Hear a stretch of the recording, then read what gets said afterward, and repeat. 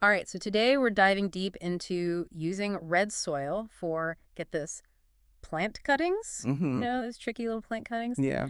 And you sent us a blog post from kionmeng.org, Okay. written by, well, this is interesting, a software engineer Oh, wow. who is apparently also a huge gardening fan. Interesting combination. Right. I love when people have these kind of like passions that you don't expect. Yeah, me too. It's It's always cool to see those, yeah, it's always cool to see those overlaps. yeah.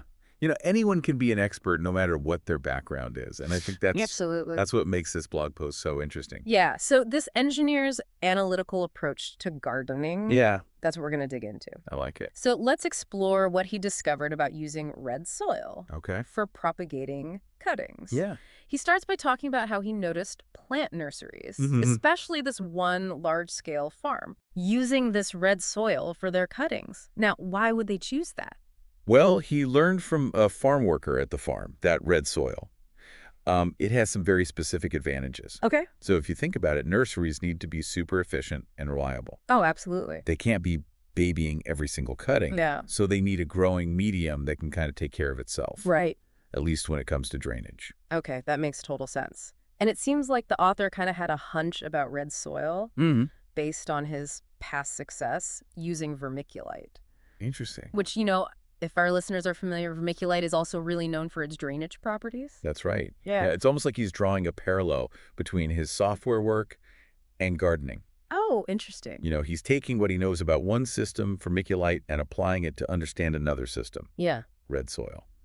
It's all about problem solving, whether it's code or cuttings. so true.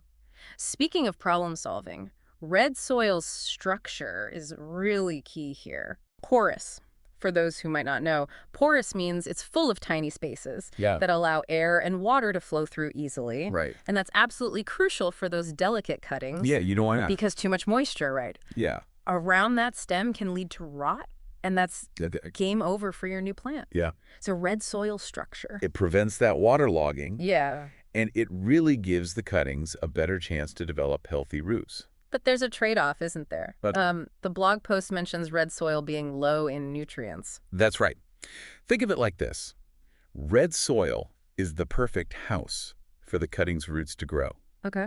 It provides a really safe, well-ventilated space. Yeah.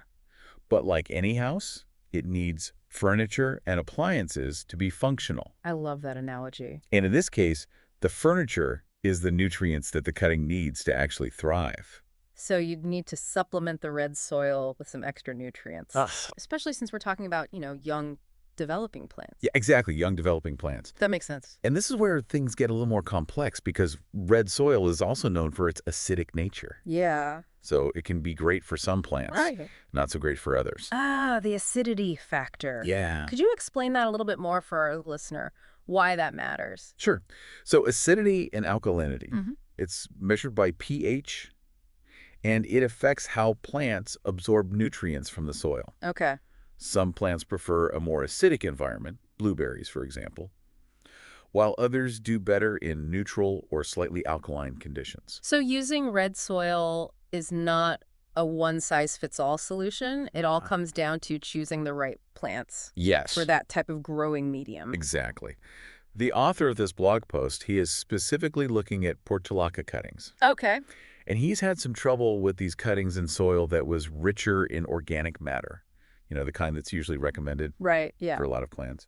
Interesting. So he's thinking red soil might be the answer for this particular plant. Yeah, that's his hypothesis. Tell me more about his experience with these Portulaca cuttings, specifically the purslane variety. Okay, so he describes struggling to get them to root properly in that organic, rich soil. Okay.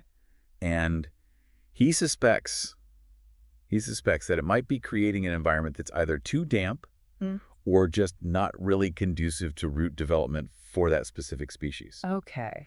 So he's going to switch to red soil and see if that makes a difference. Interesting. Classic trial and error. A classic experiment. A classic experiment, exactly. Yeah. You have a hypothesis, you test it out, and then you just, adjust based on the results. It's almost scientific. It really is. And that's what I love about this blog post. It's so relatable. Like, we've all had those gardening moments Yeah. where you're just like, what is going on here? Why isn't this working? Right. But this is where that observation comes in, right? Yeah. And that willingness to experiment. Exactly. And what I find particularly insightful is that he's not just, blindly switching to red soil. Yeah. He's really connecting the dots He's thinking it through. between his previous experience with the vermiculite and what he observed at those plant nurseries. Totally. That analytical thinking, that's what can lead to those breakthroughs Yeah, for sure. in any field, really, Absolutely. including gardening. It's like he's saying, hey, if it works for them at scale, just maybe it can work for me at home. Right. And I think that's a really great reminder. Like, we can learn so much from professional growers, but we can also learn so much from our own experiences, even when things don't go right. Exactly. And going back to the red soil itself, I think it's important to emphasize, it's not just about the drainage. Yeah. We've talked about the low nutrient content, which you need to supplement. Right. But that acidity can be a real game changer, For sure. positively and negatively. Yeah, we touched on that a little bit earlier. It's all about finding the right plants for red soil. Yes. Can you give us some examples, maybe some plants that might not be so obvious? Sure. Think about plants that naturally grow in areas with kind of like poor soil conditions. Okay. They've adapted to survive without a lot of nutrients. Right. And often they prefer well-drained soil. Okay. So you might have success with things like lavender, rosemary, even certain types of ferns Oh, interesting. that really thrive in those rocky, acidic environments. That's fascinating. So even if someone isn't specifically propagating cuttings, Yeah. knowing about red soil Yeah. could be really helpful for just choosing the right plants Yes. for their garden in general, Absolutely. especially if they have naturally acidic soil. Exactly. It's all about working with what you have Mm-hmm. and really understanding the needs of your plants. Yeah. And the beauty of gardening is you can always amend your soil Right. to kind of create those ideal conditions. Right. You're not stuck with what you've got. Exactly. You can work with it. You can always tweak it. Yeah. Now, even though the blog post focuses on Portulaca, Yeah. I'm starting to think about all these other possibilities. Uh-huh. What other types of cuttings do you think might benefit from red soil? Well, like we mentioned, succulents. Yeah. They're a good bet because they generally prefer well-drained soil. Right. But you could also experiment with cuttings from woody herbs, Okay. like thyme or oregano. Yeah. They tend to be a bit more resilient. Okay. They might appreciate that airy environment that the red soil provides. It's like we're opening up a whole new world of propagation possibilities, and it all stems from this one blog post, this one blogger, doing his own experiments, making his own observations, Right. And sharing his knowledge. sharing that knowledge. It's fantastic. That's what makes the gardening community so great. It's all about, sharing tips Yeah. and tricks and discoveries. It's a constant learning process. Yeah. And we all benefit from each other's experiences. I totally agree. So for our listener who sent in this blog post, I say maybe it's time to grab a bag of red soil Yeah. and start experimenting. You never know. You might just unlock the secret Right. to those tricky cuttings that have been giving you trouble. Exactly. And remember, even if you don't use red soil exclusively, you can always mix it with other potting mixes Right. to improve drainage. It's all about finding that right balance. The right balance for your plants. It really goes to show that even in, something like gardening, which we think of as kind of a simple hobby, Right. there's just so much to learn There is. and experiment with. Absolutely. It's not just about sticking a plant in the ground Nope. and hoping for the best. There's real science to it. Yeah, there is. Absolutely. And what I love about this deep dive is that it highlights that importance of observation and, connecting the dots. Yeah. It's not just about knowing the properties of red soil. Right. It's understanding why those properties matter, Yes. how they relate to the needs of different plants, Right. how we can use that knowledge to improve our own practices. It's like that saying, knowledge is power. Yeah. But in this case, it's knowledge is blooming success.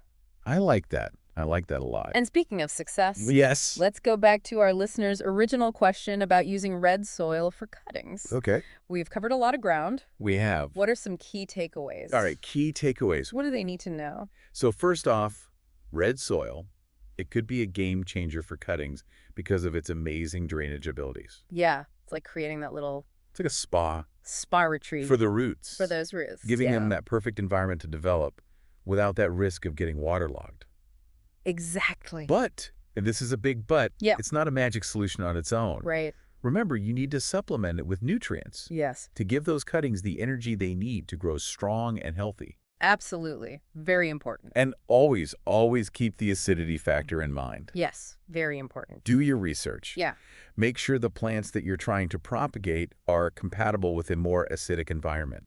So it's not just about rushing out and grabbing that bag of red soil. Right. Think about what you're trying to achieve. Think it through. Think it through. Yeah, Which plants are you working with? exactly. It's about matching the right soil to the right plant. Absolutely.